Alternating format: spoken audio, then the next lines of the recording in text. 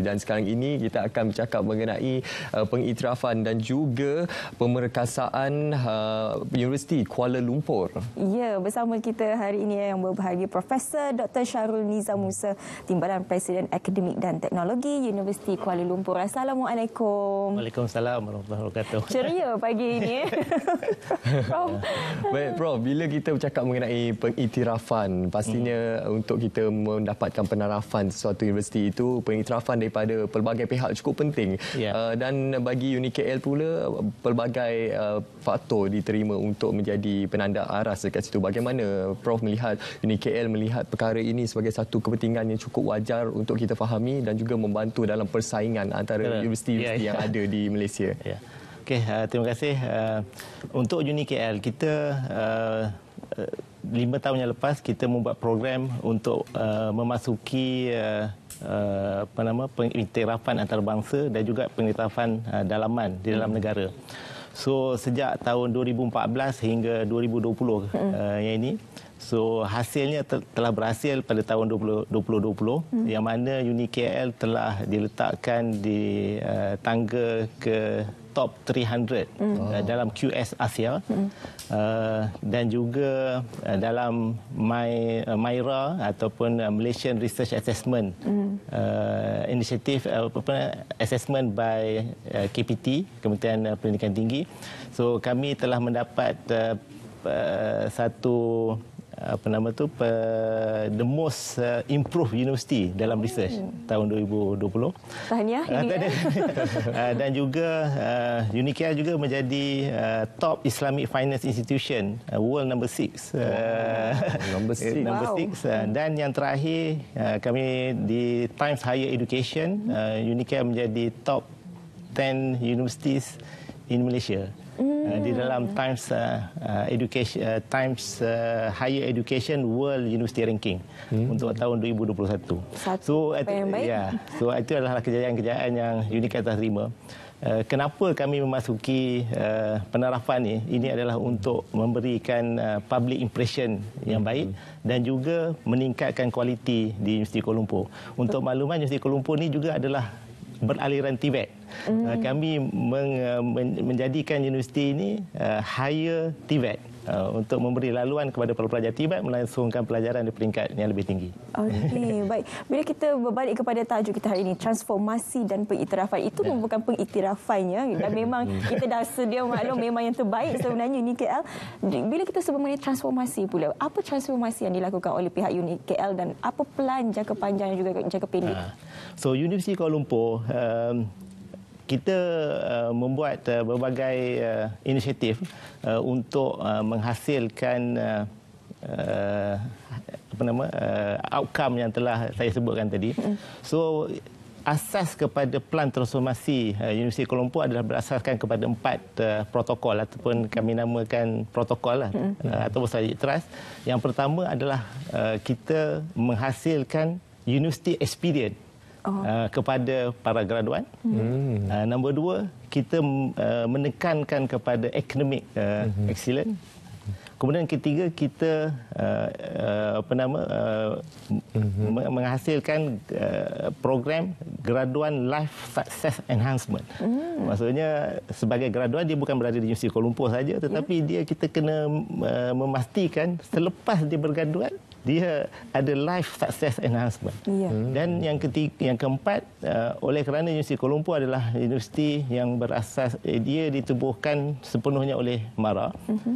Bagaimanapun kami untuk memastikan sustainability of university, protokol yang keempat adalah to ensure university sustainable enterprising. Itulah dia antara pelbagai matlamat yang cuba dicapai dan kita lihat pencapaian memang cukup membanggakan tadi. Dan juga kita nak mengetahui adakah pihak UniKL turut berkolaborasi dengan pemain-pemain industri yang ada di dalam negara kita ni untuk mempersiapkan graduan-graduan UniKL ini untuk berdaya saing, kompetitif dan relevan dengan industri semasa dan juga sekaligus mempersiapkan mereka terhadap bidang pekerjaan dari segi pendedahan awal. So sambungan kepada yang 4 protokol tadi. So kami ada 4 juga 4 enabler ataupun 4 pemboleh untuk memastikan semua strategi ini dilaksanakan dengan baik. Yang pertama mesti ada people, yang kedua smart partnership. Itu yang kata dia jadi smart partnership. Yang ketiga, program itu mestilah program yang berasaskan kepada industri needs. Dan yang kelima, kita kena improve kita punya internal process. Mestilah efficient. So jadi sebab kami adalah universiti yang berasaskan kepada technical and vocational education, yang mana semua program kami kena menjurus kepada pekerjaan di industri. Pekerjaan di industri. Jadi kami menghasilkan macam mana nak buat tu. Jadi kami modelkan macam mana industri punya needs tu berdasarkan teaching factory ataupun model yang kita biasa dengar is teaching hospital. Mana-mana kita nak melahirkan doktor, so kita ada teaching hospital untuk melahirkan doktor.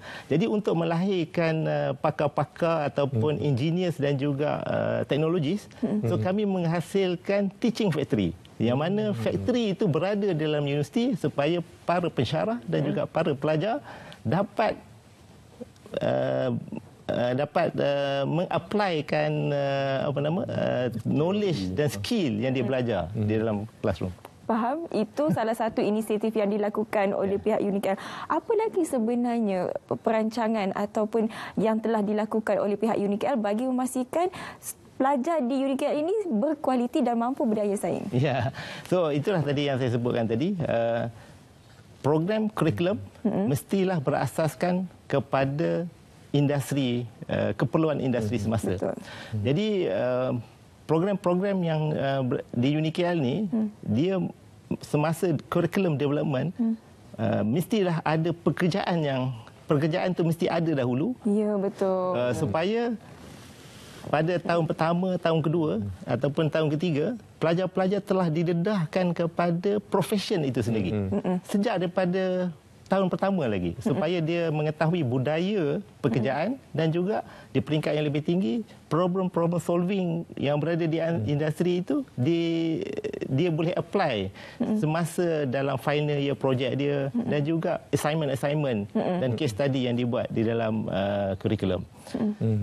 Kita lihat pandemik COVID-19 yang melanda global dunia dan juga Malaysia secara khususnya telah mengubah cara ekonomi kita bekerja dan mempercepatkan juga proses digitalisasi dalam negara kita. Mungkin apa antara inisiatif daripada pihak UniKL untuk mempersiapkan juga graduan-graduan mereka untuk mendepani dan juga mengharungi cabaran terhadap globalisasi ini? Pandemik COVID melanda Malaysia pada bulan April, pada bulan Mac, yang mana kita telah terpaksa bekerja, tak boleh pergi ke ofis dan kena bekerja dari rumah. Betul. Di masa yang sama, kami berfikir macam mana untuk supaya pelajar-pelajar dapat menghabiskan semester dia. Sebab semua pelajar-pelajar terpaksa balik ke rumah ataupun kena duduk di hostel.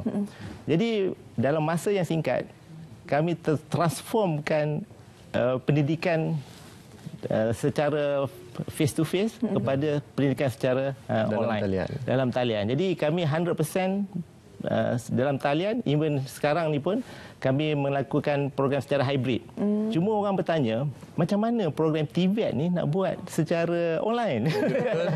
Satu cabaran kan? Jadi kami buat satu approach yang mana demonstration dan juga apply virtual augmented reality di dalam pembelajaran skill. Jadi setengah-setengah mesin kita yang mana kita linkkan melalui internet, pelajar boleh akses mesin yang berada di makmal atau di laboratory daripada rumah mereka sendiri. Dan boleh kalau kita dengar Munawar, saya pun tertarik sebenarnya nak masuk UniKL ni, lagi-lagi dengan pengiktirafan yang telah pun didapat oleh UniKL ni. Jika ada yang berminat untuk menyertai dan juga belajar di UniKL. Bagaimana caranya, Prof? Okey. Yang paling mudah, pergi kepada website UniKL, www.unikl.edu.my, dan juga boleh ataupun berhubung terus melalui talian telefon ke nombor 032175 4000. Jadi saya ala-lalukanlah, kami ada 12 kampus seluruh Malaysia dan setiap kampus itu mempunyai specialization yang tersendiri dan berasaskan kepada technical vocational education. Saya kira melalui perkongsian kita hari ini pasti ramai yang di luar sana sekarang ini cukup tertarik untuk memasuki ataupun menyertai sebahagian keluarga UniKL sekarang ini. Jadi anda boleh layari laman sesawang www.unikl.edu.my. Jadi terima kasih kita ucapkan kepada Tuan atas perkongsian yang cukup menarik tadi mengenai transformasi dan juga pencapaian Universiti Kuala Lumpur. Sekali lagi kita ucapkan terima kasih kepada Yang Berbahagia Profesor Dr. Syahrul Musa, Timbalan Presiden Akademik dan Teknologi Universiti Kuala Lumpur di atas perkongsian itu. Jadi selepas ini kita nak terus sahaja bersama daripada UniKL Kuala Lumpur. Kita nak